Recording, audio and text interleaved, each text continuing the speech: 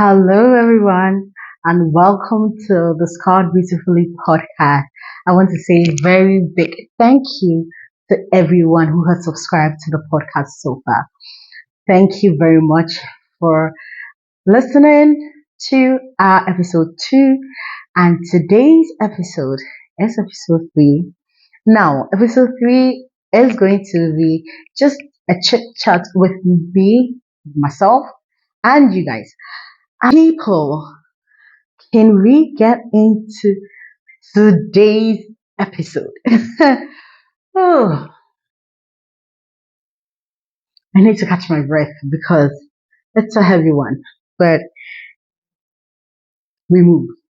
So today's episode is healing from childhood trauma, navigating the absence of a parent, a father, or a mother from the home. Now, why this episode? Oh, the internet did break last Sunday with the different narratives of who a father is, what a father does. I mean, I saw people post their mothers on Father's Day because they don't have fathers or their fathers are absent from their life. I saw my friends who had their parents or who had their fathers dead post some very heartfelt messages. And for some of them, it was just a hard day. And I spent the day just telling my friends who didn't have their fathers around that, hey, we get to celebrate Father's Day, Father's Day, just to encourage them. And like Amanda rightfully said in last week's episode, she sees my dad as her dad. So hey, it was a win because she celebrated my dad and all the other male figures in her life. Now today's episode, it's a bit dicey and it's going to be very, very heavy. But I need you to listen to me because it's going to heal your inner child. Now I don't know where we got it wrong, right? But I think last week too, a couple of ladies were having a podcast. I'm not going to bash them or anything. That's their right. They talked about how they want to have children and live together in a home, a single mothers raising their children and whatnot. And turns out all of them were raised by single mothers. No offense to single mothers. I look, one of my good friend, good friend now is a single mom, and hey, I hail her. She knows who she is, so hey, I beat you. But I have a question, and this question is, oh, where did we go wrong? Ladies, you need to understand this. Or let me just say, human beings in general, you need to really understand this. A woman's egg by itself cannot generate a kid, cannot generate a child. And a man's sperm alone cannot generate a child. There is a need for both to generate a child.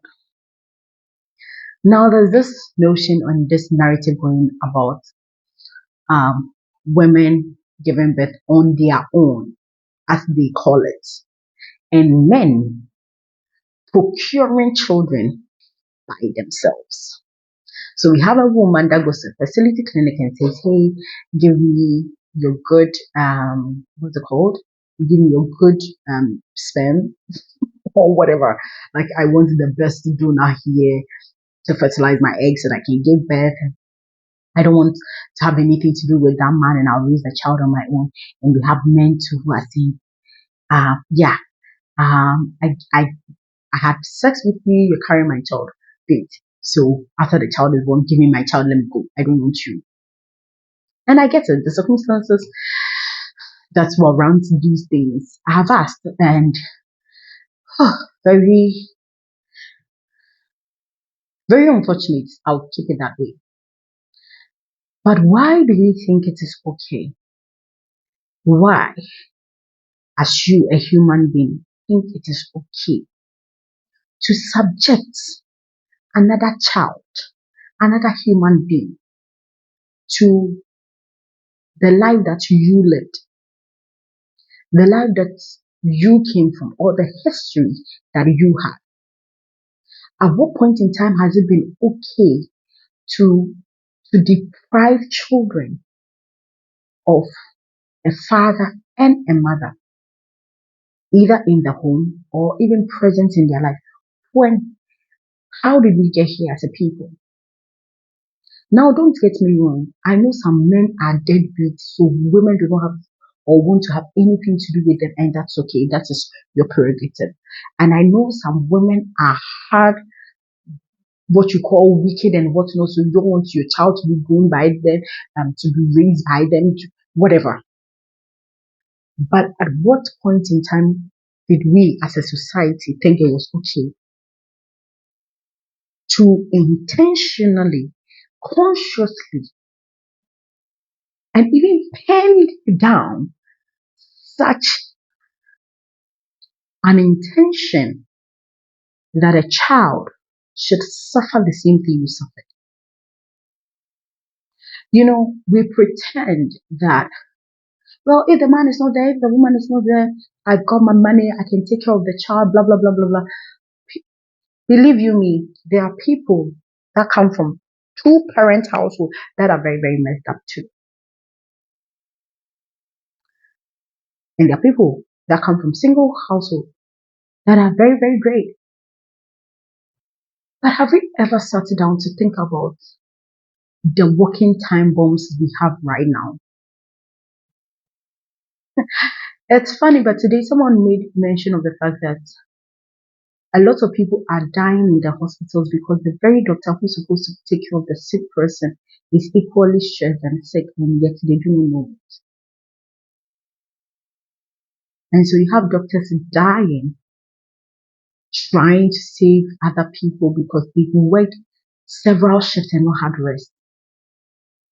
They are stressed by the system that puts them there in the place that they want to help people.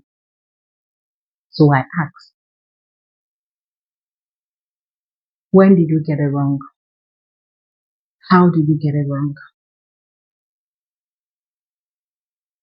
There is a need for us to change. And there is a need for us to heal. Many of us are not healing. Many of us at times are working time. Hello, everyone. Welcome to episode 3. And on episode 3, today's discussion is healing from childhood trauma. The need for us as people to heal and present our healed versions in moving forward in our lives.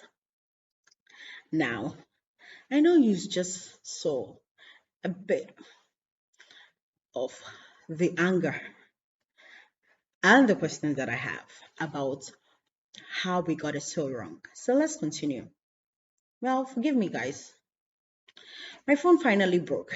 So here I am making do with my laptop. So please accept this and please forgive me and please let us pray to God to give me a new phone to get this podcast really going. But let's continue. So, guys, let's be serious. Like, how did we get it so wrong? Anyways, I would really, really, really love that in this episode, you understand that one, it is okay that something happened to you that you were not proud of, that you were not happy about, um, that you wish things could change about it. And so you were trying to rewrite the story of your life. But it is not right that individuals receive the unhealed version of you, where you are now inflicting pain on people. So I give you a scenario.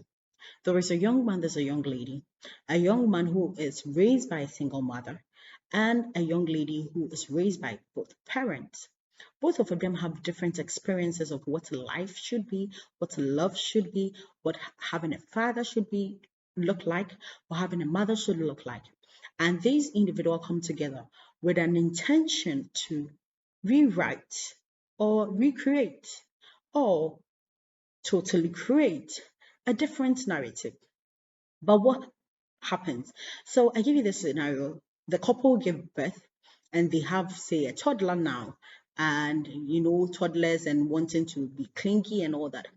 And then we have this young man who didn't have a father around, so he doesn't understand why the child should be clingy to him while the mother is there because he was clingy to his mom or he had only his mom. And so that's how he's navigated life. And so he's always dismissing this child, telling the child, go to your mother, go to your mother. And then we have um, the young lady saying, hey, you need to be present with your child. You need to, like, play with the child, like, be emotionally present and will not talk to the child. Like, that's what my dad did with me, blah, blah, blah. And then the man says, hey, me, I am changing the narrative about how my dad showed up for me or didn't show up for me. So I'm bringing in money. So the child should be comfortable with that. And you, the wife, you should be comfortable with that. My father was not there. My mother was doing everything. You too, you can be doing everything, but you are not supposed to be, you're not doing everything because I'm giving you money. I'm providing. Look at the house we have and people, the conversation, you're not ready to have it. But truthfully though, let's be real. Let's be very real with ourselves. This young man is just revisiting his trauma on his family, his own family that he's created. He's revisiting the trauma, or especially on his child. And he's failing to understand that what he is saying and how he is showing up is going to leave that child traumatized and a walking time bomb.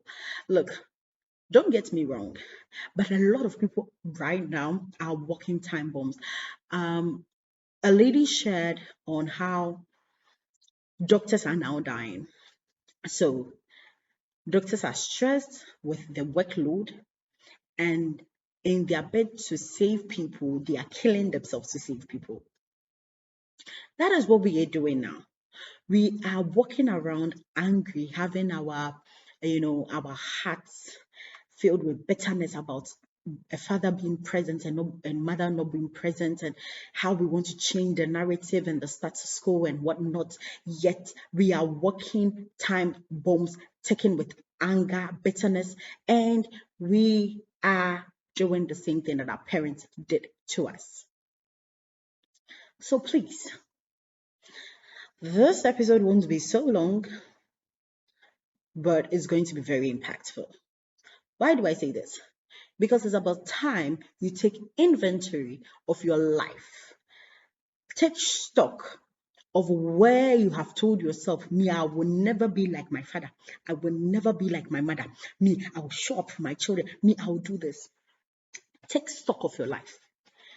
Are you showing up for your children and your future spouse and your spouses now? Ladies who are who were raised by single mothers and who celebrated their single mothers. Hey, on Father's Day, you have done well. But when I have conversations with you and you think you are right to subject your own child to the absence of a father because you're experiencing, you are wicked. Yes, I have said it. You can quote me anywhere because tell me why you want your child to be asking you, so who is my father? Who is my father? Who is my father? Because you equally also ask your mother the same question. Tell me why you want the story to be your father is some deadbeat guy who, didn't want you, didn't take care of you. Like,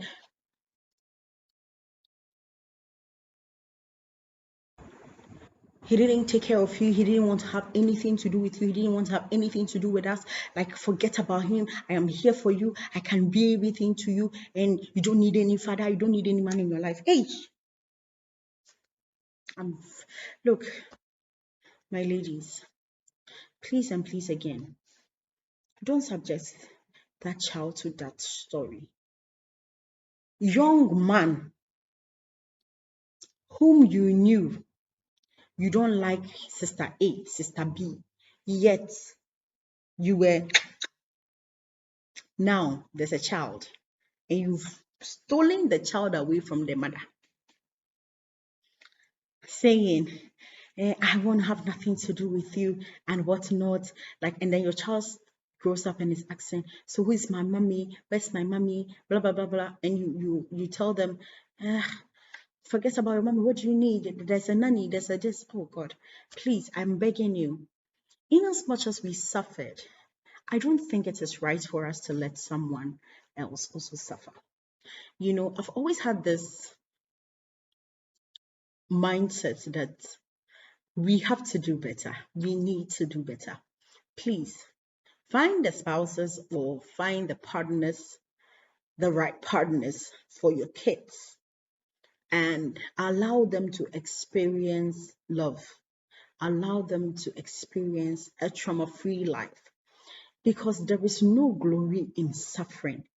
In fact, I have subscribed to suffering free life. But how did I do that? It's because I've decided to put in the work. I've decided to put in the work.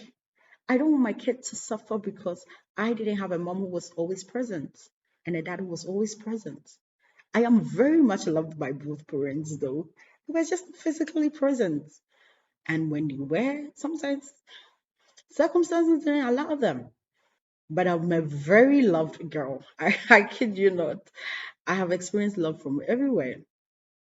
And I know what I want. I don't want to subject my child to saying they have a presently upset parent. And so I'm going to do right by them. And I hope you also do the same. And if for any reason you find yourself in a predicament where you cannot do same, or you couldn't do same because you've had a child and not have a spouse, or you don't have a relationship with the parents of that child, whether it's a man or a woman, decide to change the narrative for them. Do tell the kids the truth. Do share your experiences with them, but let them receive a new phase and something new, you know, that would really help them. I hope today's episode has been very helpful.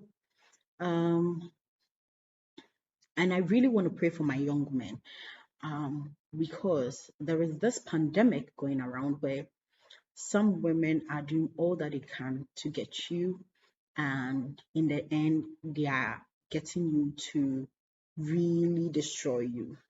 And there are some women too who, or some men too, who are out there, and because of the hurt they've received from their mothers and sisters and ex-girlfriends, are just thinking, I'm going to get married to this girl. I don't really like her that much, or she doesn't meet all my specs. So I will marry her and do right by her, but I'll be cheating on her and, causing her to have a lifelong life of misery. I don't know how we got here as a society, but I pray for both men and both women that you heal from your childhood traumas, that you heal your inner child, that you navigate this life with a conscious effort to do right by the person that you choose to father or to mother your child. And in the long run, it is my prayer that the plan that the Lord had for humans will be seen. So I can say, see you on the next episode.